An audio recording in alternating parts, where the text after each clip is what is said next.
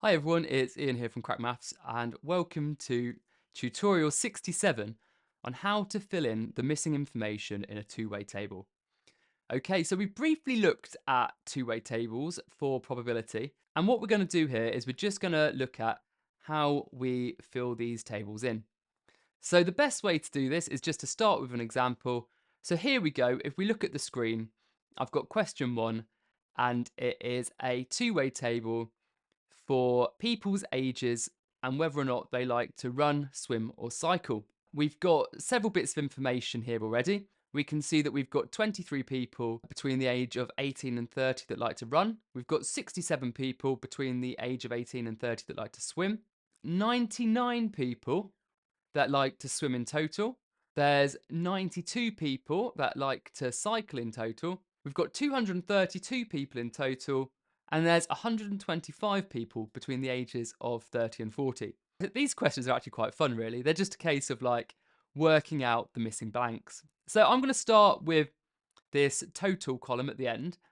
So if I know that there's 232 people in total, and we have 125 people between 30 and 40, what I'm going to do is 232. I'm going to use my calculator for this. You might get this in the non-calculator paper, and it will just be a grueling test of your ability to add and subtract numbers without a calculator. But for this tutorial, I'm going to use my calculator so that we can kind of just get the idea. So for this first, I'm going to do 232 minus 125. So there we go, that equals 107. So now I can put 107 in this blank space here. Okay, that's helpful because now I've only got one missing value on this top row. So I can see that 23 plus 67 plus the mystery number equals 107. So what I'm going to do is I'm going to do 23 plus 67, and that equals 90. And now I'm going to do 107 take away 90, which equals 17. So I can put 17 in this square here. So now we've completed that row. Now, if I look at the cycling column, I can see that I've got 17 add something equals 92. So I can do 92 take away 17, and I'll do that on my calculator, and that equals 75. So now I've got this. I can also do the swim column, and I could have done the swim column straight away actually. So the swim column tells us that 67 plus something equals 99. So 67 plus something equals 99. So 99 take away 67, well, that gives us 32. So we know that this square here can be filled in with 32. And now we can look at this last square here on that row, because we now know that on the 30 to 40, we know that something, add 32, add 75, equals 125. So I'm going to do 32 add 75. So 32 add 75 equals 107. And now I'll do 125 take away 107, and that equals 18. And now I know that 18 goes in this square here. So we've only got one square left, and that square is going to be the total of 23 and 18. So 23 add 18 equals 41. Now I'm going to add up the total row at the bottom just to check that 41 add 99 add 92 does equal 232. So I'm going to do it on my calculator, and it does. So perfect. So that is that two-way table complete. Okay, let's have a look at this second one. So here we go. We've got another two-way table. And on the top of this two-way table, we've got car, bus, train. On the side of this two-way table, we've got Birmingham and London. And we've got some numbers here that have been filled out. Oh, they've actually given us a lot on this two-way table, to be honest. There's not so much for us to do. So we've got 20 people in Birmingham take the bus, 21 people in Birmingham take the train, and we've got a total on that row of 59. So instantly, I know that this blank square plus 20 plus 21 equals 59. So 20 add 21 is 41. 59 take away 41 gives me 18. So I can fill this blank square in with an 18. Well, on the second row, I've got 7 people by car from London. We don't know this blank space here. we know that 40 people take the train, and we don't know the total of the people on the London row. But we do know the total of the people on the Birmingham row, and we do know that the total of everyone is 112. So what I can do here is I can do 112, take away the Birmingham total, which is 59.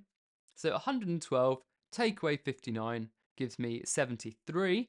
So now I know that the total for this London row is 73. So now I know that 7, add this blank, add 40, equals 73. So 7 add 40 is 47. So now if I do 73 take away 47, that gives me 26. Okay, so I know that I can put 26 in this column here. Now what I need to do is I just have this one last blank square here. And this is nice and easy because I can see that this is the total of the people that travelled by train. And we can see that 21 people from Birmingham travelled by train, 40 people from London travelled by train. So if we add those together, that is a total of 61 people travelling by train. Okay, so that's 2 practice questions done on there. If you want more practice like that, you can go over to Crack Maths Tutorial 67. But if you want to stick with me, we're going to now look at some of these as a scenario question. Now, it's interesting when they're a scenario question because these scenario questions are going to rely on your previous knowledge of probability to complete them. Okay, so this question says, the two-way table shows the results of students who took both maths and English exams. Complete the table to answer the questions. So let's look at these questions. We've got A, what is the probability that someone passed both exams? And B, what is the probability that someone who passed maths failed English? Okay, so let's take a look at this table first. So we can see here at the top we've got maths, pass, fail, and on the side we've got English, pass and fail. And we can see that there's 30 people in this table altogether. So let's fill in some of these blanks. So let's first of all look at this total column. So the total column says that we don't know how many people passed English, but we do know that 19 people failed. So people either passed or failed English. So we know that something add 19 equals the total of 30. So we can do 30, take away 19, and that gives us 11. Right, let's look at this fail column. So we've got here that 6 people that failed maths passed English.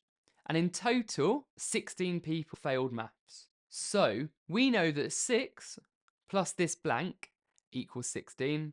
So we can do 16, take away 6, and that gives us 10. So I can fill in that blank. Right, now on this last column, we can't actually solve this as a column. We're going to have to look at our information from the rows. So I'm going to look at this first row here, which says for the pass for English. So we've got here something plus 6 will equal 11. Okay, so that means that 11 take away 6 is 5. So that means that I have to put a 5 here. And that makes sense because 5 plus 6 equals 11. Now I know that this is a 5, I can work out the total for this column. So 5 add 9 equals 14. Right, now let's have a go at these questions. So question A says, what is the probability that someone passed both exams? Okay, so that's just a someone question, so it's out of everyone. So that means we're looking at these 5 people here, and it's out of everybody, so that will be 5 out of 30. Okay, let's look at part B.